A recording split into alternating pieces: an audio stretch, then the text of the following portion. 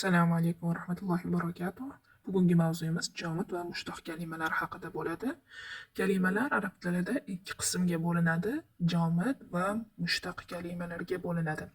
Demak, bizda jamidun va mushtaqun degan kalimalarimiz bor. Arab tilidagi har bir so'z yoki jamid bo'ladi yoki mushtaq bo'ladi. Endi jamid kalimalar haqida gaplashadigan bo'lsak, jamid kalimalar boshqasidan olinmagan so'zdir. Jamid so'z aslida ism bo'lib, fe'l uning bir qismidir. Ya'ni fe'l undan chiqqan. Demak, fe'ldan emas, fe'l undan chiqqan bo'ladi. Jamid kalima shunday bo'lar ekan. Endi mushtaq kalima esa boshqasidan olingan, ya'ni fe'ldan olingan so'zdir. Mushtaq ism sifatga dalolat qiladi. Bu bir necha qismga bo'linadi. Ismu zaman, ismu makan, ismu fa'il, ismu maf'ullar shularni tarkibiga kirib ketadi. Endi jamidni ikki turi bor ekan: ismu zat va ismu ma'na.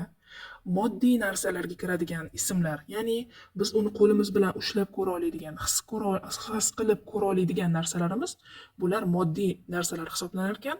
Va biz faqatgina aql bilan idrok qilib biladigan, qo'limiz bilan yoki sezgi a'zolarimiz bilan sezib ko'ra olmaydigan narsalar ismu ma'naga kirar ekan. Misol uchun, al-ilmu ilm, as-sabru sabr qilish, al-aqlu aql, bularni faqatgina idrok qilib tushunamiz. Lekin qalamun qalam, jabalun tog', qamarun oy, bularni ko'zimiz bilan ko'ra olamiz, ushlab ko'ra olamiz. Bularni jismi borligi uchun bular moddiy narsalarga kirar ekan va ismu zat deb atalar ekan. Endi esa ismu ma'naga qaytamiz. Ismu ma'na al-qiyamu turish, al-julusu o'tirish. Buni shakli yo'q, faqatgina ma'naviy jihatdan bilinar ekan. Barcha mushtaq so'zlarni biz jamid so'zlardan yasirkanmiz. Va mana shu jamid so'zlarning ismu ma'na qismidangina yangi so'z yasashimiz mumkin ekan. Faqatgina ma'naviy so'zlaridangina yangi so'zlar hosil qila olar ekanmiz. Endi biz so'z yasash uchun nima qilamiz? Ismun jamidunni olamiz, ya'ni jamid ismni olamiz. Jamid ismni ismu ma'na turini, ya'ni ma'naviy so'zlarni bildiradigan turini olamiz. Uni ikkinchi nomini masdar desak ham bo'ladi. Nima uchun masdar deyiladi desa, chunki u boshqa mushtaq kalimalar, ya'ni yasaladigan kalimalarning asosi bo'lganligi uchun. Endi ismu ma'nadan masalan ilm degan so'zni olamiz, ilm, bilish. Endi undan nima olamiz? Harakat, ya'ni fe'l olamiz. Alima degan, bildi degan fe'lni olamiz. Bundan nima yasaldi? Masdardan fi'lun, ya'ni fe'l yasaldi.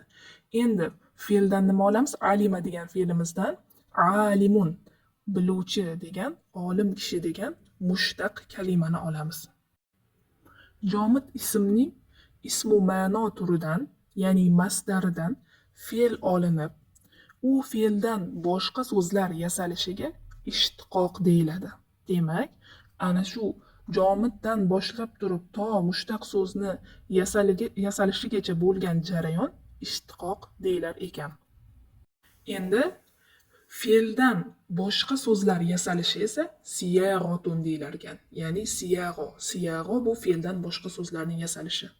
Fe'ldan yasalgan so'zlar esa mushtaq kalimalar deb atalar ekan. Shu bilan mavzuyimiz o'z nihoyasiga yetdi.